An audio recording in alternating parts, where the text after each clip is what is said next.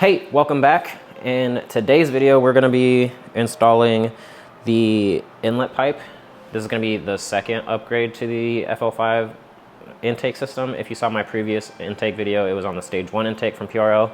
And what you get from that is just a new filter, a better flowing filter, and some silicone hoses to replace the stock systems hoses, whatever they use, the plastic stuff, the accordion looking stuff. So we're gonna add on to that by actually replacing the actual inlet pipe, the part that says Type R. We're gonna go ahead and replace that. With the new PRL inlet pipe, it's titanium. I'm not sure how many of you know much about titanium, or how much you know about titanium, but it does have some heat dissipating qualities compared to other metals. So we'll just have to see just how big of a difference that makes. I did go for about like a 40-minute drive, and I measured the heat at the end of that drive on top and the bottom of the inlet pipe and closest to the cold side of the turbo, and it was kind of interesting. So the top part, the plastic part that says Type R, that was obviously the coolest. It was around in the 160s. The bottom side was the hottest, of course. It ranged anywhere from in the 170s to 190, and that was just dependent on how close it was to the hot side of the turbo.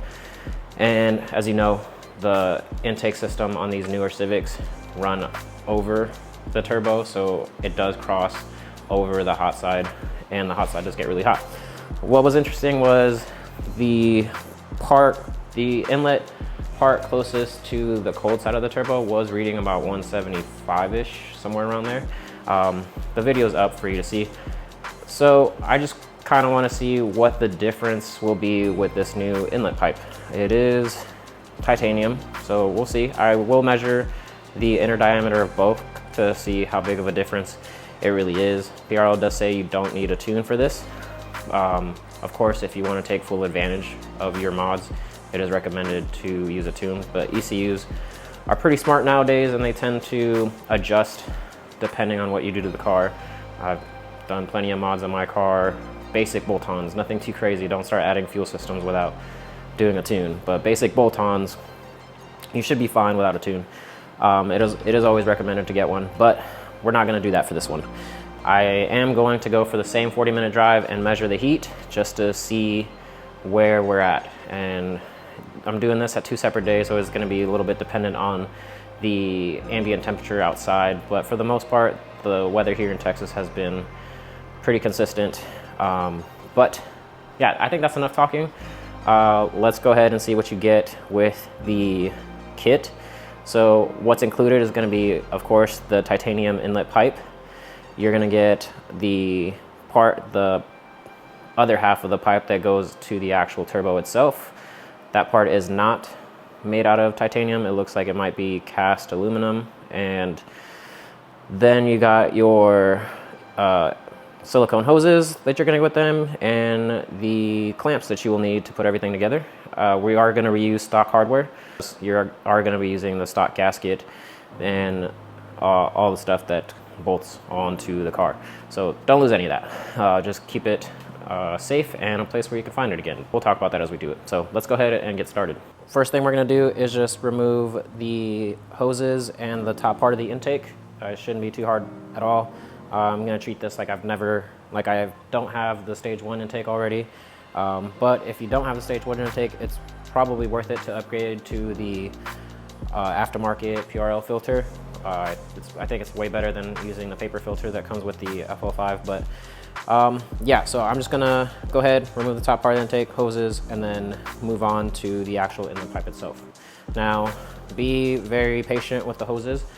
With the heat cycling, these hoses do kind of stick on a lot, and it doesn't matter how hard or how loose you put the clamps on there, they tend to grip whatever they're coupling, and it can be a little annoying. So just be patient, and you should be able to do it.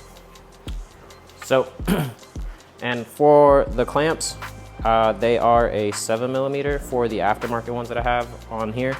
I don't remember what the stock clamps are. I think they're smaller actually than the 7mm. But yeah, just because I'm using a 7mm doesn't mean your clamps are going to be a 7mm, especially if you have the stock ones. So keep that in mind. We can just go ahead we can go ahead and start by just disconnecting the MAP sensor. There's these little clips, just push down, and then just move this out of the way in a safe location. Then we can leave the MAP sensor on actually, since we're taking this whole thing off. Just be very careful, don't damage it, because your car will throw some codes at you and you might go into complete limp mode. So we can remove these clamps.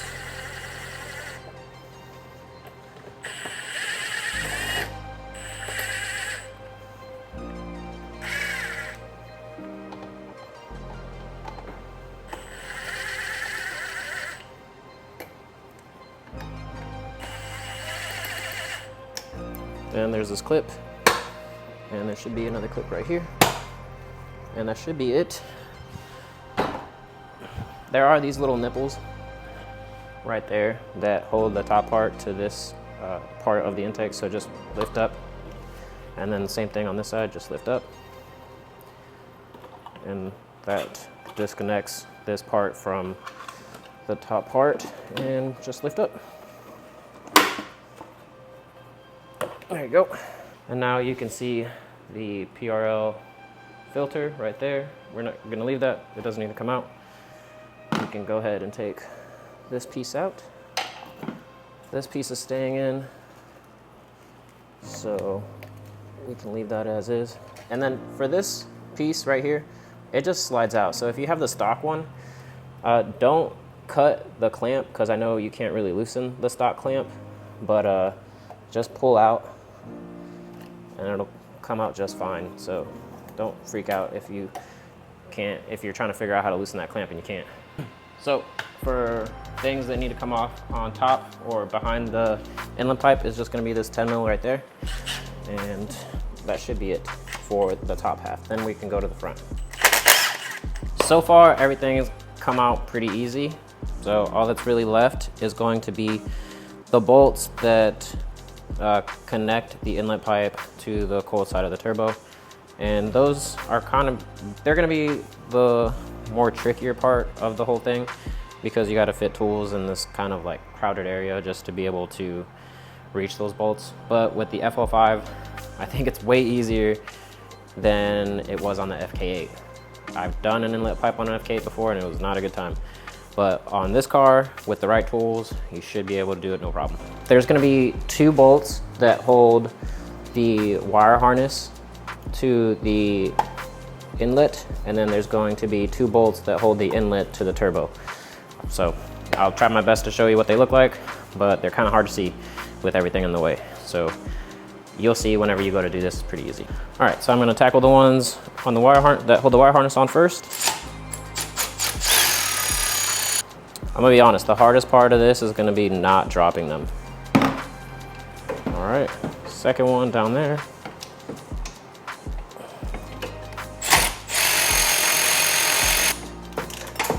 And I dropped it. All right, we got it. Now we can move on to the other ones. So I do believe these might be bigger than a 10mm, but we'll have to move this out of the way first. Okay, so those are actually, the ones that hold the inlet pipe to the turbo are actually 12 mils.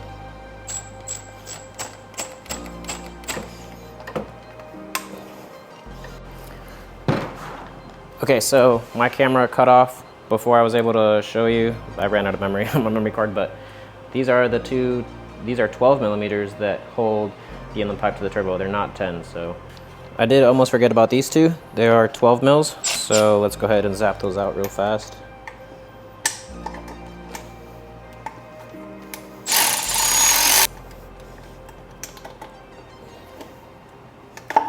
You should do these first, just FYI, since this is kind of, want to move around on me.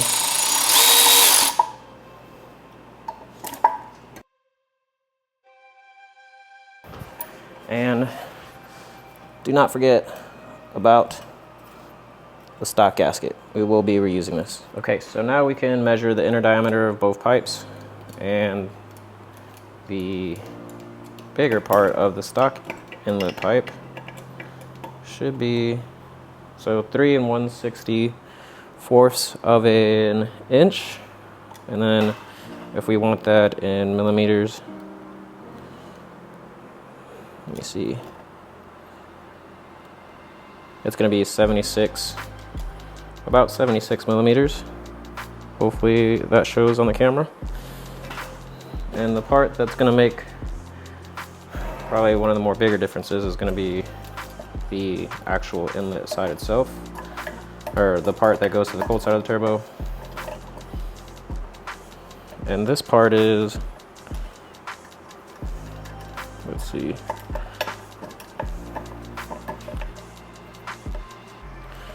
says 58. This is, again guys, this is a rough estimate. So we got 58 millimeters, or let's do inches for us Americans, 2.3 inches. Now we can compare to the PRL one.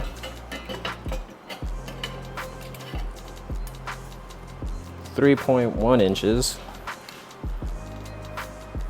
So 0.1 and some change bigger than stock. And then the part that's actually a lot bigger is going to be their inlet, or the turbo inlet side. Well, I guess this is the whole inlet, huh? But this is going to be 2.5 inches, so 0.2 inches bigger. It doesn't really sound like a lot, but it is a pretty good amount of difference between the two. So 0.1 inches bigger on this side and 0.2 inches bigger on this side. That in millimeters, so 64 millimeters. And yeah, so now we can just go ahead and install this, put our stock gasket on, and go ahead and install. All right, so now we can slide this top piece in. Hopefully it is a little bit bigger, so the room might not be there for us, but it is.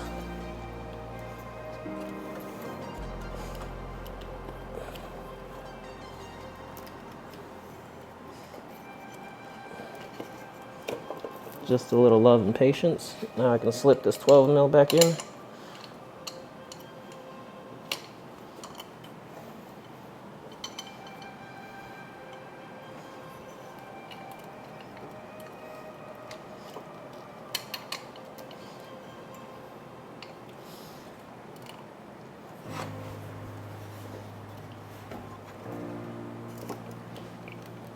All right, I'm just gonna hand tighten it. Okay, so a trick that I like to use when installing some bolts that are hard to get is getting a magnet, like an extended magnet. Mine's broken, but it'll do the same thing. And putting it to the head and then slipping it in and then twisting the magnet, and it should catch. And it caught. So that's just a little trick for tight spaces. And I can take my extension with the 12 mil and finish it the rest of the way.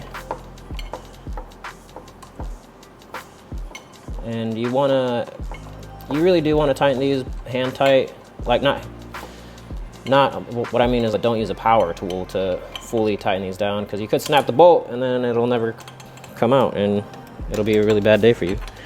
So don't use power tools with this. You can run them down with a power tool, but I wouldn't suggest torquing them down with a power tool.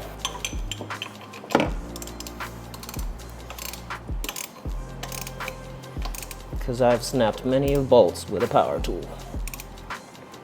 I like to learn my lessons the hard way.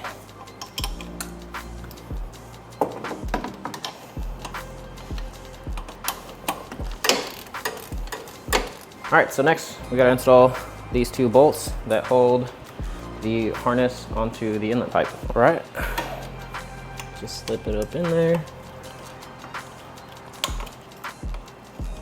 Start it by hand, and I'll finish it off with the extension.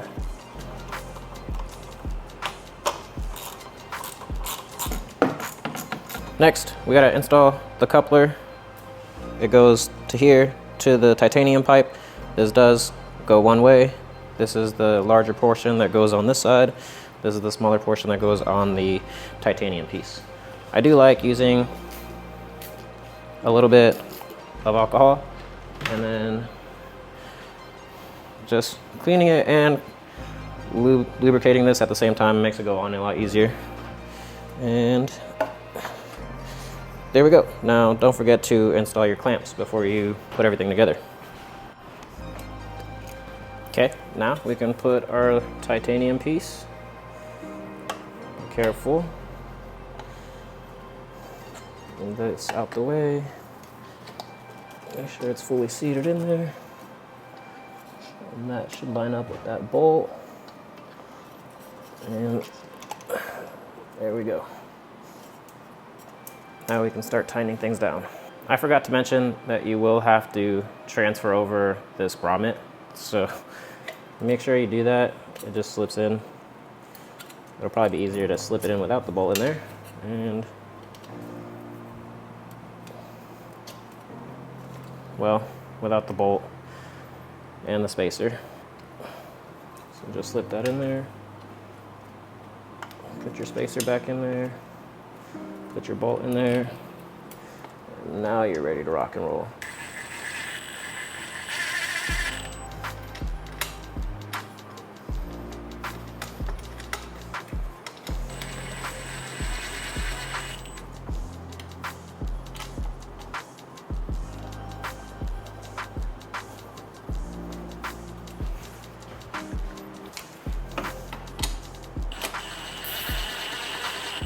All right, next we have this coupler.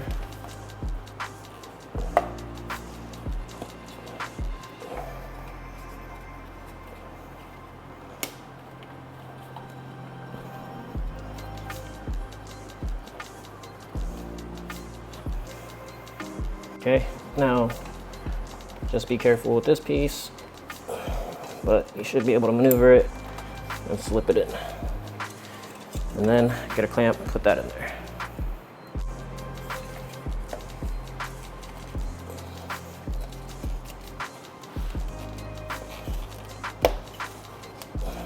There we go. Next, top of the airbox. All right, second time doing this because I forgot to clamp the first time. So I'm just gonna have this piece out like this, insert it like that. Get this piece down to where it slides into its clips.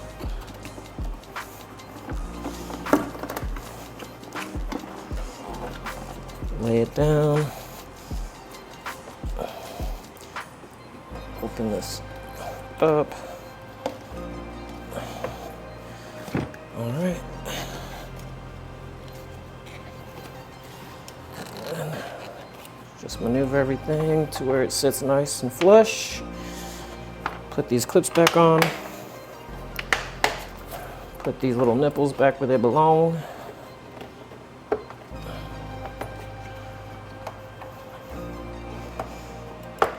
All right, and now all we have to do is just tighten everything back down. So, you probably don't want to tighten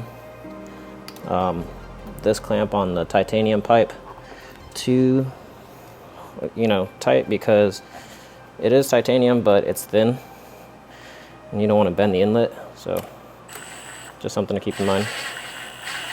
Snug would be more than okay. And then this piece.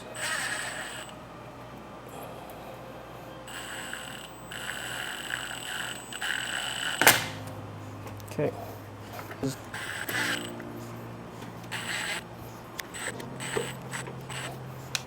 And then do not forget to reinstall your MAF sensor. And we're golden.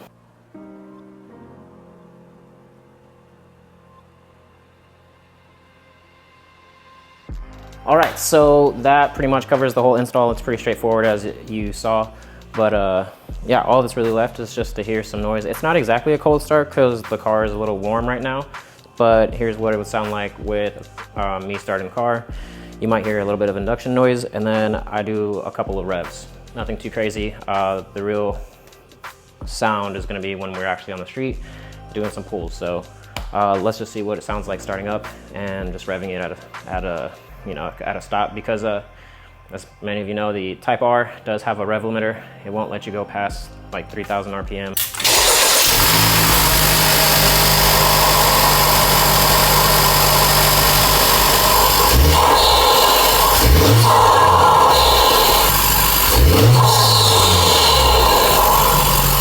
When you're parked, I think the SI actually lets you go all the way to 7,000 or 6,500, I believe is the red line for an SI. So yeah, unfortunately I can't do that with the Type R until you get a tune to raise the limit. But yeah, it was pretty straightforward. I hope you enjoyed it. And if you're new here, consider subscribing. Everything I use in the video is gonna be linked down in the description box below. I do have a discount code from PRL. As many of you know, I am sponsored by them. So if you want a 5% discount, just use my code Louis5. It does help me.